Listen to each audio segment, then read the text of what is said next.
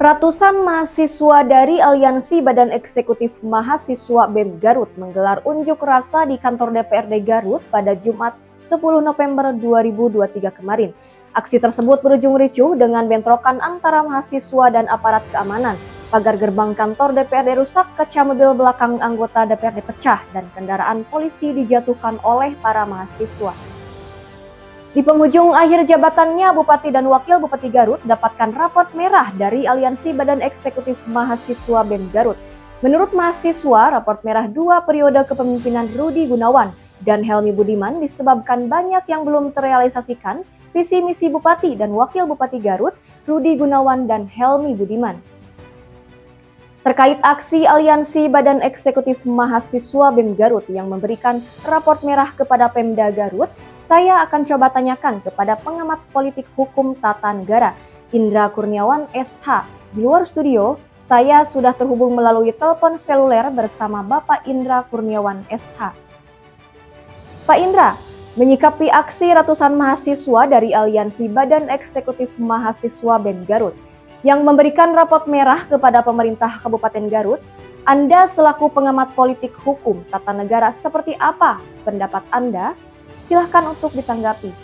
Dari sisi saya melihat raport merah, sebetulnya saya beberapa tahun yang lalu pernah menulis ya bahwa kinerja dari Bupati dan Wakil Bupati Garut itu memang bisa dikatakan gagal total. Kenapa gagal total? Karena memang kalau kita bicara tentang raport, apapun yang dibawakan isunya oleh rekan-rekan mahasiswa kemarin ya, itu bicara tentang raport ya, tentang laporan. Kalau sesuatu yang sifatnya laporan itu berarti kita harus mampu mempertanggungjawabkan secara nilai ya. Berarti ada angka yang harus dilihat. Sehingga kenapa sebuah kepemimpinan itu dinyatakan gagal atau dinyatakan tidak berhasil, artinya ada parameter yang diukur dari sebelumnya.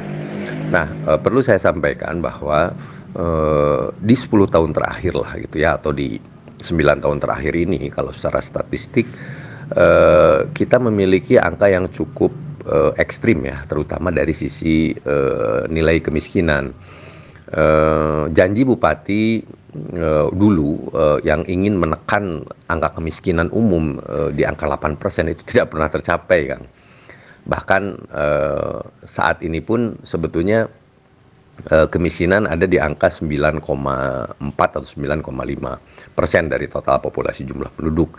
Yang paling mengkhawatirkan kan ada keparahan kemiskinannya gitu. Jadi ada parameter keparahan kemiskinan yang justru nilainya semakin meningkat. Nah, ini menandakan bahwa distribusi anggaran terkait dengan kesejahteraan itu ada yang salah. Ya kan? Jadi distribusi anggaran. Jadi ketika pemerintah dalam tahun berjalan mengeluarkan anggaran, tetapi raportnya justru malahan menunjukkan adanya penurunan kesejahteraan, itu artinya kegagalan di situ. Itu logiknya begitu ya, logiknya begitu. Nah, sehingga raport merah yang disampaikan oleh teman-teman mahasiswa kemarin itu sangat-sangat mendasar. Mungkin ada beberapa poin yang tidak saya sentuh di raport merah itu terkait dengan bagaimana tanggung jawab terkait dengan lingkungan, agraria, dan lain sebagainya. Kita punya 4 masalah yang paling akut sebetulnya. Pertama, ketidakberhasilan Bupati dan Wakil Bupati Garut dalam menyelesaikan isu kemiskinan.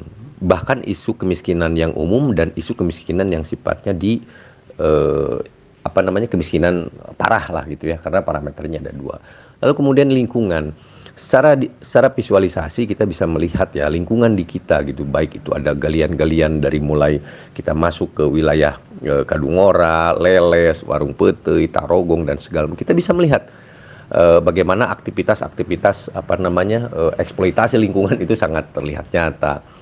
Dan itu pemerintahan tidak mampu menyelesaikan hal-hal seperti itu. Lalu kemudian isu-isu kasus tentang limbah-limbah di kawasan industri di Sukaregang. Itu pun sebetulnya Pak Bupati dan Wakil Bupati serta seluruh perangkat itu tidak mampu menyelesaikan hal itu. Itu bukti kegagalan kedua. Lalu kemudian kita juga melihat bagaimana sisi pendidikan, sekolah rusak dan segala macam, seolah-olah terlalu banyak seremonial yang muncul naik ke atas Tetapi pada fakta deskriptif di lapangan itu memang terjadi ketidakberesan lah gitu ya dalam distribusi anggaran gitu.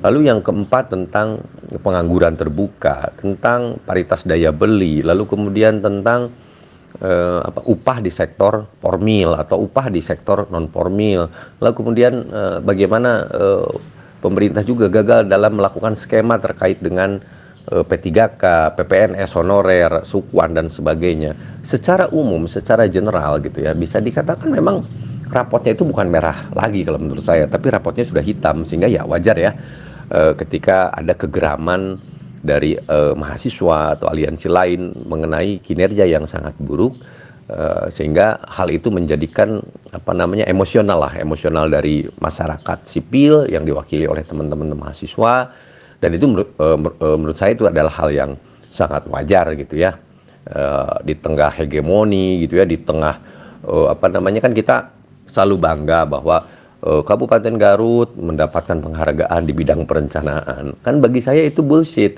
Kenapa bullshit? Perencanaan yang baik harus selalu menghasilkan hasil yang baik.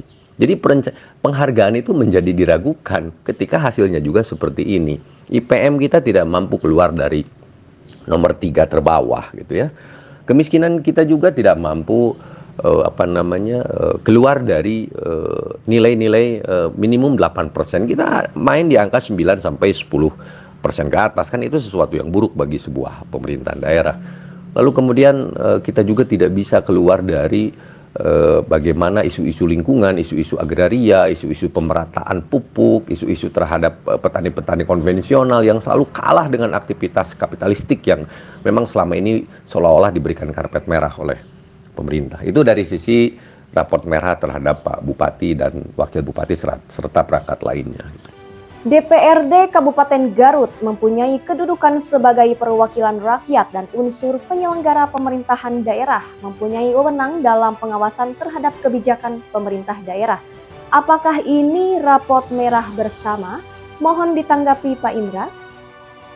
Di sini mungkin tadi saya sudah menyampaikan beberapa pokok permasalahan yang menjadi magnitude lah ya, atau yang menjadi critical point. Apa sih sebetulnya permasalahan di Garut itu? Yang pertama adalah eksekutif, bupati, wakil bupati dan seluruh perangkat dinasnya tidak mampu menyelesaikan kemiskinan. Yang kedua, tidak mampu menyelesaikan isu lingkungan. Yang ketiga, tidak mampu menaikkan parameter pendidikan. Yang keempat adalah isu-isu stunting, dan yang kelima terkait dengan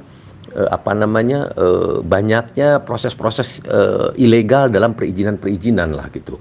Nah itu pun sebetulnya kalau misalkan kita punya lima critical point yang dianggap gagal oleh eksekutif, maka harusnya secara linier muncullah pengawasan dari DPRD. Peran DPRD di sini dipertanyakan kan pada akhirnya. Kenapa? DPRD yang memiliki kewenangan untuk membuat hak angket, bahkan sebetulnya DPRD itu diberikan yang namanya senjata utama pemakjulan atau meminta pertanggungjawaban atas sebuah kebijakan yang justru merugikan banyak orang atau yang justru tidak menguntungkan masyarakat. Kenapa ini tidak pernah dilahirkan gitu ya? Kenapa tidak pernah ada perda tentang lingkungan terkait dengan bagaimana sirkulasi RT RW yang sangat carut marut? Kenapa tidak ada perda lingkungan?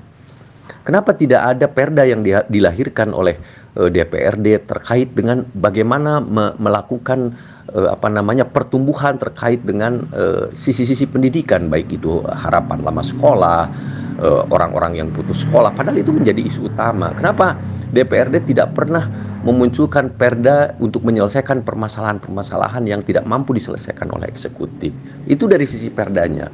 Lalu dari 4 poin tadi udah jelas-jelas secara parameter atau secara nilai juga terdapat kegagalan. Kenapa tidak pernah ada yang namanya hak interpelasi? Bahkan jauh sesudah hak interpelasi, kenapa tidak pernah ada hak angket gitu ya?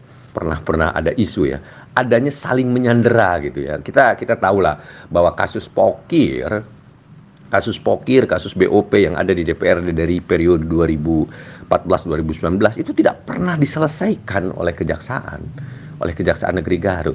Pertanyaannya adalah ada apa gitu. Sementara dari informasi yang pernah kita himpun, proses ini itu udah masuk ke penyidikan. Kalau udah penyidikan secara hukum acara, itu harusnya udah ada tersangka. Kenapa? Apakah ada saling menyandera? Apakah memang terjadi secara politik transaksional? Semua pihak itu memiliki kartu truf masing-masing gitu, sehingga menjadi cadel dalam penegakannya. Nah, ini pun dari sisi penegakan hukum sangat berpengaruh terhadap kinerja lembaga. Jadi pada akhirnya 4 permasalahan yang krusial yang dimunculkan dari kegagalan eksekutif tidak pernah diangketkan oleh 4 hak angket semisal gitu ya, yang harus dilakukan oleh DPRD. Ini menunjukkan satu, kapabilitas DPRD yang diragukan, kapasitas DPRD Kabupaten Garut yang diragukan, atau mungkin mereka punya kapasitas dan atau mereka punya kapabilitas tapi mereka tersandera dengan kesalahan mereka sendiri, yang kesalahan itu saling tahu-menahu antara eksekutif dan legislatif. Itu dulu mungkin dari saya dari sisi legislatif, sehingga ya memang pada akhirnya apa yang dilakukan oleh teman-teman mahasiswa di luar apa yang terjadi kemarin, masalah risu, itu hal biasa menurut saya, karena itu bagian dari kondisi di lapangan gitu. Jadi bagi saya adalah secara umum saya mampu melihat kegagalan yang terjadi di Kabupaten Garut adalah tanggung jawab pemerintahan daerah, baik dari sisi legislatif, baik dari sisi eksekutif, ataupun dari sisi yudikatif untuk beberapa case-case tertentu yang tidak pernah mampu diselesaikan sampai sekarang gitu.